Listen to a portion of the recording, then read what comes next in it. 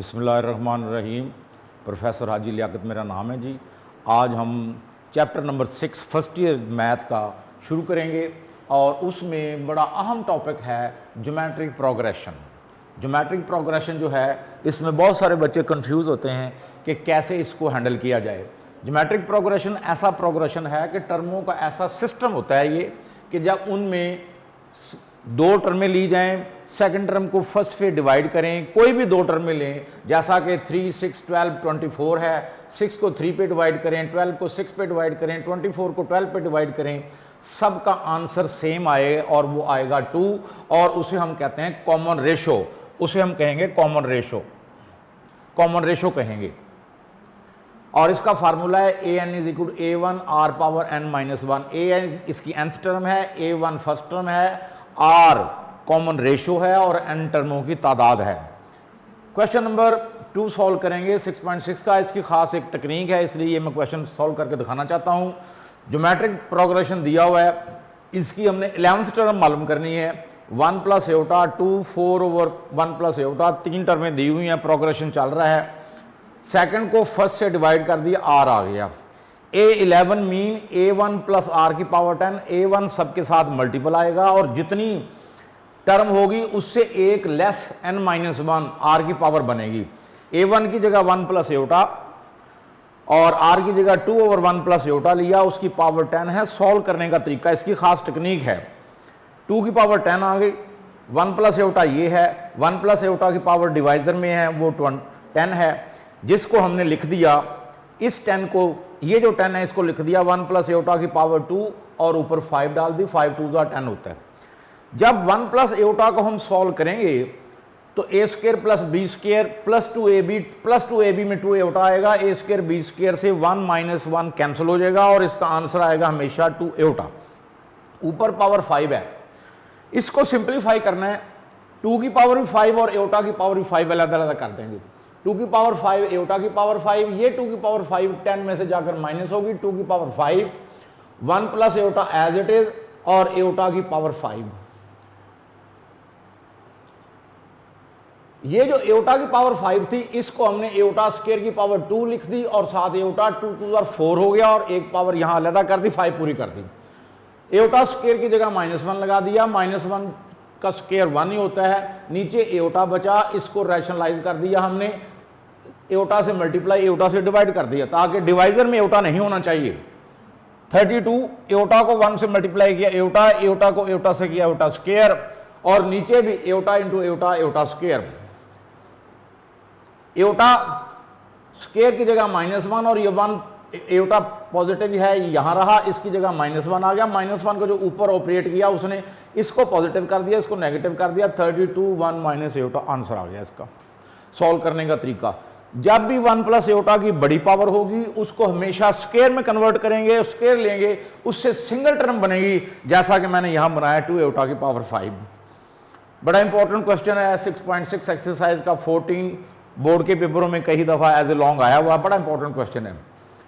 If 3 consecutive numbers in AP are increased by 1 4 5, पहले number में 1 add कर देना, दूसरे में 4, तीसरे में 5 respectively, the resulting numbers are in GP। तो जब ऐसा करेंगे वो नंबर जो के अरिथमेटिक प्रोग्रेशन के थे वो ज्योमेट्रिक प्रोग्रेशन में चेंज हो गए और उनका सम जो है वो 6 है। हमने ओरिजिनल नंबर फाइंड करने हैं। इसका तरीकाकार ये है कि 3 नंबर्स इन एपी सपोज करने का तरीका, पहले एक नंबर a1 लिया, इसके बाद वाले में d ऐड कर दिया, इससे पहले वाले में d माइनस कर दिया, तीनों का सम उसने कहा 6 है। -d प्लस d कैंसिल हुआ, 3a1 is equal to 6, a1 की वैल्यू आ गई 2 अकॉर्डिंग टू दी कंडीशन। अब ये जो 3 नंबर हमारे a1 minus d, a1 plus d, इनमें एक तो हमने a1 की वैल्यू पुट करनी है और एक पहले में 1 इंक्रीज करना है, दूसरे में 4, तीसरे में 15। सिंप्लीफाई करने के बाद ये जो नंबर बने हैं ये हैं ज्योमेट्रिक प्रोग्रेशन के नंबर। ज्योमेट्रिक प्रोग्रेशन में सेकंड टर्म को फर्स्ट पे डिवाइड कर दिया, थर्ड को सेकंड से डिवाइड कर दिया, दोनों कॉमन रेशो सेम, इक्वेशन बनी। इसको सिंप्लीफाई किया, सिंप्लीफाई करने के बाद D square plus 14d minus 15 quadratic equation बनी डी में। मिड टर्म ब्रेक की, इसकी ब्रेक करने के बाद 2 फैक्टर बने d-1 और d+, 15, इन दोनों में से हमने d की वैल्यू फाइंड कर लेनी है जी। पहला फैक्टर हमारे पास ये है जी, d माइनस 1 इक्वल टू 0, तो d की वैल्यू आ गई 1। दूसरा factor d plus 15 equal to 0 और d की वैल्यू माइनस 15 आ गई। इस तरह हमारे पास d की दो वैल्यूज हैं और a1 की एक वैल्यू है। दो केस बने, वो दोनों केस हम turn by turn in 3 number में पुट करके ओरिजिनल नंबर फाइंड करेंगे। Case 1, a1 is 2 and d is 1, so a1 minus d, a1 plus d, a1 की जगह 2 माइनस 1, d की वैल्यू 1 है, 2 प्लस 1, नंबर बने 1, 2 और 3, और आप देख सकते हैं इन तीनों नंबर का सम जो है वो 6 बन रहा है। केस 2, a1 हमारे पास 2 ही है, लेकिन d की वैल्यू है माइनस 15, वैल्यूज पुट करेंगे, 2 माइनस 15, 2 प्लस 15, नंबर हमारे पास बने माइनस 13, 2 और 17, और आप देख सकते हैं इन तीनों का सम भी 6 है। हालांकि नंबर बिल्कुल चेंज हो चुके हैं, लेकिन चेंज होने के बावजूद इन तीनों का सम भी 6 है, और इन तीन जो नंबर हमने फाइंड किए ये हमारे रिक्वायर्ड नंबर हैं 3, इन तीनों का सम भी 6 है। अब मैं एक और बड़ा अच्छा सा क्वेश्चन सॉल्व करूंगा इसी टॉपिक का। अक्सर वो बच्चे उसमें मिस्टेक करते हैं, लिहाजा तमाम स्टूडेंट्स ने बड़े गौर से देखना है how to calculate this question.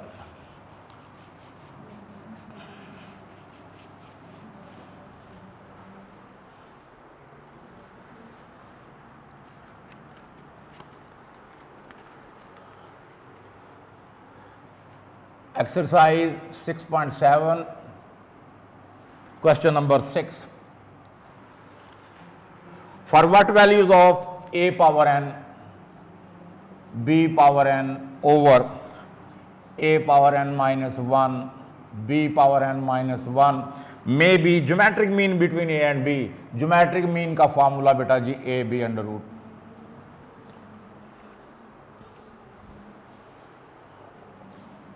a power n, b power n, a power n minus 1, b power n minus 1, under root mean power 1 by 2, cross multiply कर देंगे,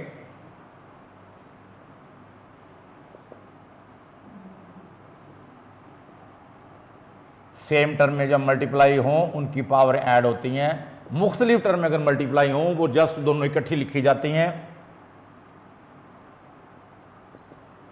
ए की power n minus 1 plus 1 by 2, ए की पावरें दोनों में add हो गई, b power 1 by 2, a power 1 by 2, b power n minus 1 plus 1 by 2। Simplify करेंगे, a power n minus 1 by 2, b power 1 by 2, a power 1 by 2, b power n minus 1 by 2। ए की power जो n वाली term है उनको left hand side पे ले लेंगे और b वाली दूसरी साइड पर।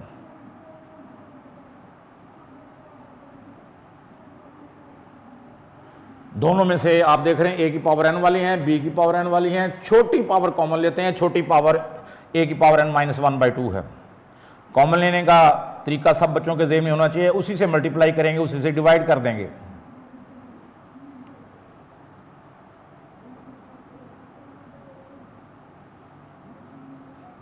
दोनों तरफ डिवाइड कर दिया, इधर b की power n minus 1 by 2,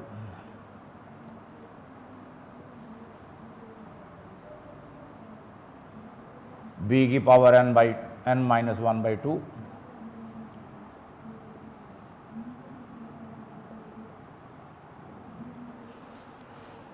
a power n minus 1 by 2।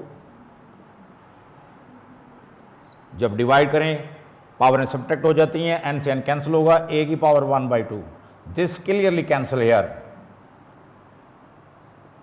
Similarly b power n minus 1 by 2, this cancel, a power 1 by 2, b power 1 by 2, this factor cancel here. a power n minus 1/2 b power n minus 1/2 b power n minus 1/2 divisor में आएगा here 1 a over b power n minus 1/2. This you can write it this a over b power 0, anything power 0 that is 1. So comparing these powers, n minus 1/2 equal to 0, so n is equal to 1/2. बड़े गौर से देखना, बड़ा important long question है जो कि हमने ये जो टर्म थी n की वैल्यू फाइंड करनी थी. This may be arithmetic geometric mean between a and b, a b under root power 1/2 operate की, क्रॉस मल्टीप्लाई किया, जब सेम टर्म में मल्टीप्लाई हो पावरें ऐड हो रही हैं, उसके बाद हमने n की पावर a की पावर n वाली अलहदा कर ली, b की पावर n वाली अलहदा कर ली, कॉमन लिया a की पावर n माइनस 1/2, छोटी पावर से मल्टीप्लाई भी कर दिया, डिवाइड भी कर दिया. सेम केस हेयर, a की पावर n ऊपर जाकर माइनस होगी, कैंसिल होगी, 1/2 प्लस हो जाएगी. इसी तरह ये कैंसिल हुआ, b की पावर 1/2. यहाँ भी वही प्रोसेस किया, ब्रैकेट में ये दोनों टर्में सेम थी, दोनों फैक्टर को कैंसिल कर दिया. लेफ्ट हैंड साइड पे a power n minus 1/2 b power n minus 1/2, divisor में ये आ गया, ये टर्म इधर, यहाँ 1 रह गया. a ओवर b की पावर n माइनस 1/2 बनी. a ओवर b है, यहाँ भी हम a ओवर b बनाना चाहते हैं, सेम बेस होगा, पावरें इक्वल होगी, n minus 1/2 a over b power 0. So this will be equal n minus 1/2 is equal to 0, n is equal to 1/2. इस तरह हमने n की वैल्यू फाइंड कर ली 1/2. कैलकुलेशन बड़ी केयरफुली करनी है. उम्मीद है आपको ये क्वेश्चन समझ आया होगा, बड़े गौर से इसकी कैलकुलेशन करनी है और मैं उम्मीद करता हूँ तमाम बच्चों को ये क्वेश्चन समझ आ गया होगा. थैंक यू बेटा जी.